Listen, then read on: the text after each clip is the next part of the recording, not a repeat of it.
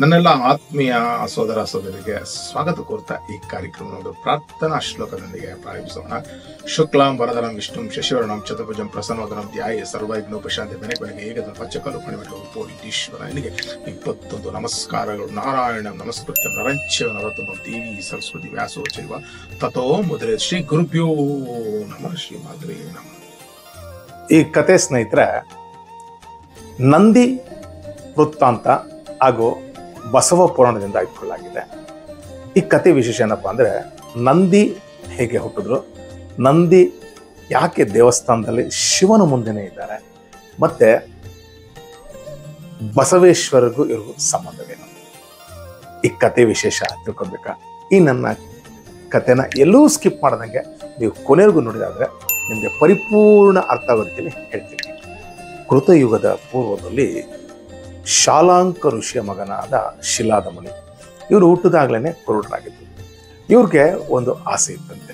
ಏನಪ್ಪಾ ಅಂದ್ರೆ, ಶಿವನಷ್ಟು ಪರಾಕ್ರಮಶಾಲಿ ಹಾಗೂ ಅಯೋನಿಜನಾಗಿರಬೇಕು, ಮತ್ತೆ ವೃದ್ಧ ಮರಣಗಳು ಬರಬಾರದು ಅನ್ನೋದು ಇವ್ರಿಗೆ ಆಸೆ ಇತ್ತು. ಹಾಗಾಗಿ ಇವ್ರು ಏನ್ ಮಾಡಿದ್ರು, ದೇವೇಂದ್ರನ ಕೂತ್ಕೊಂಡು ಪೂರ ತಪಸ್ಸನ್ನು ಆಚರಿಸಿದ್ರು. ಆ ತಪಸ್ಸಿಗೆ ಮೆಚ್ಚಿ ಇಂದ್ರ ಬಂದು ಕೇಳ್ದ, ಏನ್ ಬೇಕು ನನ್ನಿಂದ ಶಿಲಾದಮುನಿ ಅಂದಾಗ, ನನಗೆ ಅಯೋನಿಜ ಅಂದ್ರೆ ತಾಯಿ ಗರ್ಭದಲ್ಲಿ ಹುಟ್ಟಬಾರ್ದು ಅಂತ ಮಗನ ಹಾಗೂ ಪರಾಕ್ರಮಶಾಲಿ ಶಿವನಂಗೆ ಇರಬೇಕು ಕೇಳಿದಾಗ, ಅದು ಅಸಾಧ್ಯ. ಯಾಕಂದ್ರೆ ಜರಾಮರಣ ಇಲ್ದಿರೋದಕ್ಕೆ ಇದು ಮರ್ತ್ಯಲೋಕ, ಹಾಗಾಗಿ ಹುಟ್ಟಿದವನು ಪ್ರತಿಯೊಬ್ಬರಲ್ಲಿ ಸಾಯಲೇಬೇಕು. ಅದು ನನ್ನ ಕೈಲೂ ಅಸಾಧ್ಯ, ಬ್ರಹ್ಮ ವಿಷ್ಣುದ ಕೈಯಿಂದ ಅದು ಅಸಾಧ್ಯ. ನಿನಗೆ ಅಂತ ಮಗ ಬೇಕು ಅಂದ್ರೆ ಪರಮಾತ್ಮನಾದ ಪರಶಿವನ ಕೂತ್ಕೊಂಡು ತಪಸ್ ಮಾಡು, ಖಂಡಿತ ನಿನ್ನ ಆಸೆ ನೆರವೇರುತ್ತೆ ಅಂತ ಹೇಳ್ದ. ಅದಕ್ಕೆ ಸಂತೋಷಪಟ್ಟು ಅಲ್ಲಿಂದ ಅವನಿಗೆ ವಂದಿಸಿ, ಆ ಇಂದ್ರನು ಒಳ್ಳೇದಾಗ್ಲಿ ಅಂತ ಅಲ್ಲಿನ ಆಶೀರ್ವಾದ ಪಡಿ ಹೊರಟ. ಮತ್ತೆ ಈ ಶಿಲಾದಮುನಿ ಆಲೋಚನೆ ಮಾಡಿ ಮತ್ತೆ ಘನಘೋರ ತಪಸ್ಸನ್ನು ಆಚರಿಸ್ತಾ. ಆ ತಪಸ್ಸು ಆಗಿತ್ತು ಅಂದ್ರೆ, ಮೈಯೆಲ್ಲ ಒಂದು ಚೂರು ಮೈಯಲ್ಲಿ ರಕ್ತ ಇಲ್ಲ, ಮಾಂಸವಿಲ್ಲ. ಆ ರೀತಿ 1,000 ದೇವತೆಗಳ ವರ್ಷ ಅಂದ್ರೆ ನಮಗೆ 1 ವರ್ಷ 1 ದಿನ ದೇವತೆಗಳಿಗೆ ಅಂದ್ರೆ ಲೆಕ್ಕ ಹಾಕಿ 1,000 ವರ್ಷ ದೇವಮಾನ ವರ್ಷ ಅಂದ್ರೆ ಎಷ್ಟು ಲಕ್ಷ ಕುತ್ಕೊಂಡು ತಪಸ್ಸು ಮಾಡಿದ್ದಾರೆ. ಆ ತಪಸ್ಸು ಕೊನೆಗೆ ಅವರ ದೇಹದಲ್ಲಿ ಬರೀ ಆ ಒಂದು ನಾಮಸ್ಮರಣೆ ಮಾತ್ರ ಇದೆ, ಮತ್ತೆ ಮೂಳೆಗಳಿದೆ, ಬೇರೆ ಏನಿಲ್ಲ. ಮೈಯೆಲ್ಲ ಉತ್ತ ಬೆಳ್ಕೊಂಡ್ಬಿಟ್ಟಿದೆ. ಆ ರೀತಿ ಘನಘೋರ ತಪಸ್ಸು ಮಾಡಿ ಅದನ್ನು ಮೆಚ್ಚಿದಂತ ಶಿವ ಮತ್ತೆ ಪಾರ್ವತಿ ಸಮೇತ ಬಂದು ಶಿಲಾದ ಮುನಿನ ಹೋಗಿದ. ಶಿಲಾದ ಅಂದಾಗ ಎಚ್ಚರ ಆಗಿಲ್ಲ. ಕೊನೆಗೆ ಪರಮಾತ್ಮನಾದ ಪರಶಿವನೇ ಅವನ ದೇಹವನ್ನು ಮುಟ್ಟಿದಾಗ ಅವನ ಪರಿಪೂರ್ಣ ಮತ್ತೆ ಆಗಿತ್ತು. ಅದಕ್ಕಿಂತ ಸ್ವಸ್ಥವಾಗಿ ಕಾಂತಿಯುತವಾಗಿ ಅವನ ದೇಹ ಹೊಳೆದೆ. ಅವನ ಪರಮಾತ್ಮ ನೋಡಿದ, ಬಹಳ ಸಂತೋಷಭರಿತನಾಗಿ ಆ ಶಿಲಾದ ಮುನಿ ಆ ಪರಮಾತ್ಮನಿಗೆ ಹಾಗೂ ದೇವಿಗೆ ಸಾಷ್ಟಾಂಗ ಬಿದ್ದ.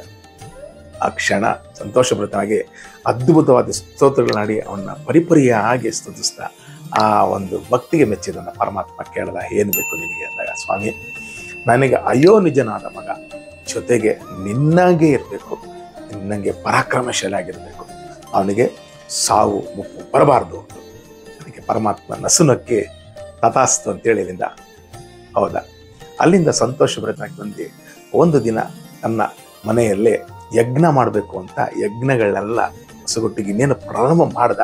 ಅಲ್ಲಿ ಅದ್ಭುತವಾದ ಪ್ರಕಾಶಮಾನ ಹಾಗೂ 5 ತಲೆ 10 ಕೈ 3 ಕಣ್ಣಿರುವಂತ ಮಗು ಕಾಣಿಸ್ತು. ಅವನೇ ಸಾಕ್ಷಾತ್ ನಂದಿ. ಇದನ್ನು ನೋಡಿದಂತ ಶಿಲಾದಮುನಿ ಬಹಳ ಸಂತೋಷಪಡನಾಗಿ ಆ ಮಗುನ ಎತ್ಕೊಂಡು ಅವನಿಗೆ 6 ವರ್ಷ ಆಗುವವರೆಗೂ ಎಲ್ಲ ವೇದಾಂಗಗಳನ್ನು, ಮೀಮಾಂಸೆಗಳನ್ನು ಹಾಗೂ ಎಲ್ಲಾ ವಿದ್ಯೆಗಳನ್ನು ಕಲಿಸಿದ. ಒಂದು ದಿನ ಶಿವ ಪರಮಾತ್ಮ ಆಲೋಚನೆ ಮಾಡ್ದ, ಇವನ್ನ ಪರೀಕ್ಷೆ ಮಾಡಬೇಕು ಅಂತೇಳಿ ಮಿತ್ರಾವರುಣ ಅನ್ನೋ ಋಷಿನ ಆಶ್ರಮಕ್ಕೆ ಕಳಿಸ್ಕೊತ. ಮಿತ್ರಾವರುಣ ಋಷಿಗಳು ಬಂದ ತಕ್ಷಣ ಶಿಲಾದಮುನಿ ಹಾಗೂ ಅವನ ಪುತ್ರ ಅವರಿಗೆ ಅತ್ಯಂತ ಶ್ರದ್ಧಾ ಭಕ್ತಿಯಿಂದ ಅರ್ಘ್ಯಪಾದ್ಯಗಳನ್ನು ಕೊಟ್ಟು ಉಪಚರಿಸಿ ಅವ್ರನ್ನ ಸಾಷ್ಟಾಂಗ ಬಿದ್ದು ಅವರ ಆಶೀರ್ವಾದ ಒಳಗ.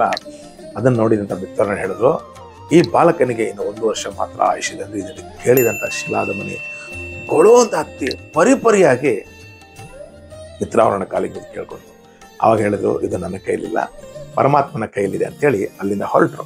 ಇದನ್ನು ತಿಳಿದಂಥ ಆ ಬಾಲಕ ನಂದಿ ತಂದೆಗೆ ಸಮಾಧಾನ ಮಾಡಿ ಹೇಳ್ದ, ಅಪ್ಪ ನೀನು ಆಲೋಚನೆ ಮಾಡಬೇಡ, ಆ ಪರಮಾತ್ಮನನ್ನು ಹೇಗಾದರೂ ಮೆಚ್ಚಿಸಿ ನನ್ನ ಪರಿಪೂರ್ಣ ಆಯುಷ್ಯ ನೀನು ಕೇಳದಂಗೆ ನಾನು ಅಯೋಜನೆ ಆಗಿರ್ತೀನಿ ಅಂತೇಳಿ ತಂದೆ ಆಶೀರ್ವಾದ ಪಡೆದು ಒಂದು ನದಿಯ ತೀರಕ್ಕೆ ಕೂತ್ಕೊಂಡು ಘೋರ ತಪಸ್ಸನ್ನು ಆಚರಿಸ್ದ. ಆ ತಪಸ್ಸಿಗೆ ಮೆಚ್ಚಿ ಪರಮಾತ್ಮದ ಪರಶಿವ ಜೊತೆಗೆ ತಾಯಿ ಜಗನ್ಮಾತೆನೂ ಬಂದು ಅವನ ಒಂದು ತಪಸ್ಸಿಗೆ ಮೆಚ್ಚಿ, ನಂದಿ ನಿನ್ನ ಒಂದು ಅಪೇಕ್ಷೆ ಏನಿದೆ, ನಿನ್ನ ತಪಸ್ಸಿಗೆ ನಾನು ಮೆಚ್ಚಿ ಬಂದಿದ್ದೇನೆ, ಪರಮಾತ್ಮ ಕರುಣಾಳು ಬಂದಿಯ ಪರಮಾತ್ಮ ಸ್ವಾಮಿ ಅಂತೇಳಿ ಅವನಿಗೆ ಸಾಷ್ಟಾಂಗ ಬಿದ್ದಿ ಸ್ವಾಮಿನ ಅನೇಕ ಬಾರಿ ಸ್ತುತಿಸಿ ಸಾಷ್ಟಾಂಗ ಬಿದ್ದಿ ಹೇಳ್ದ, ಸ್ವಾಮಿ ನಿನಗೆ ತಿಳಿದಿದೆ, ನಿನಗೆ ತಿಳಿದಿರೋದು ಏನಿಲ್ಲ ಅಂದಾಗ ಅವಾಗ ಗೊತ್ತು ನಿನ್ನ ಅಪೇಕ್ಷೆ ಏನಂತ ಹೇಳ್ತೀನಿ ಕೇಳು.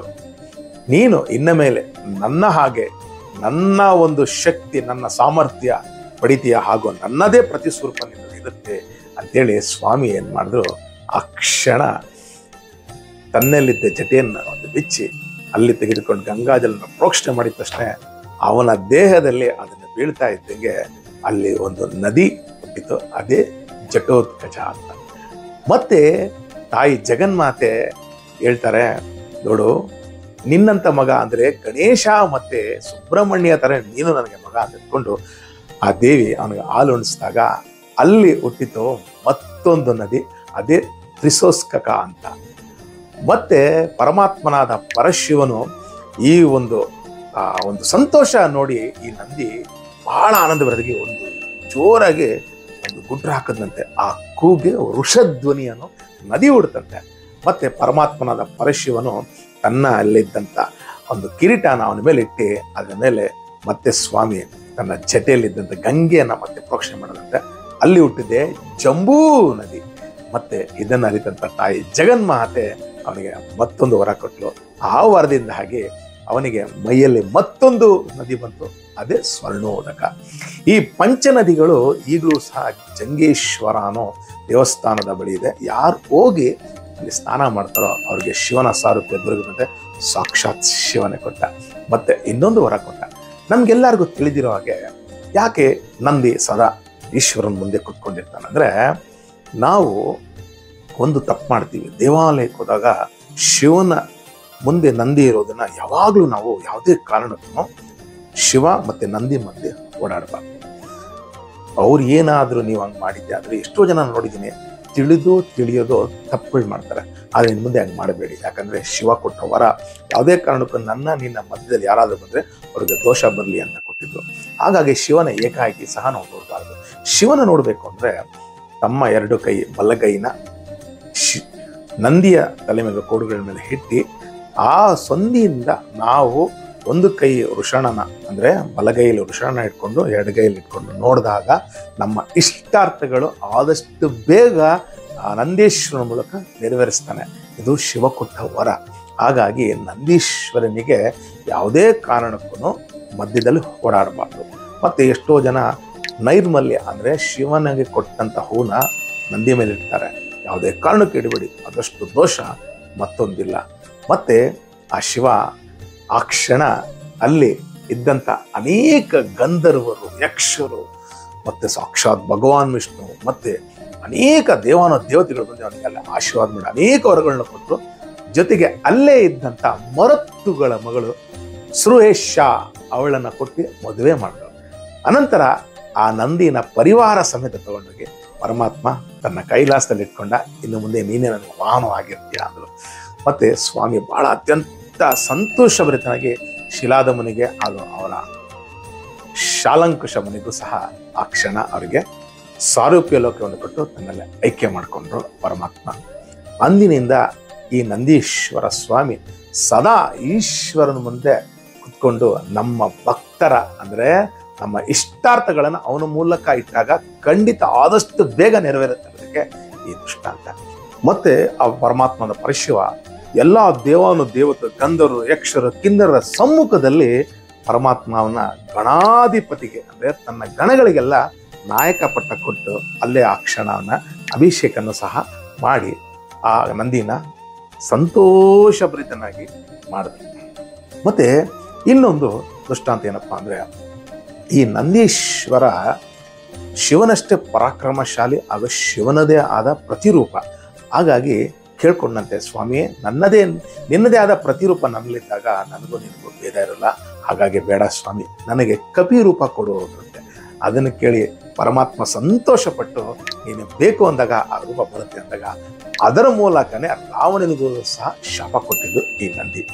ಹಾಗಾಗಿ ಈ ರಾವಣನ ಸಂಹಾರಕ್ಕೂ ಈ ನಂದಿನೇ ಕಾರಣ ಆದ.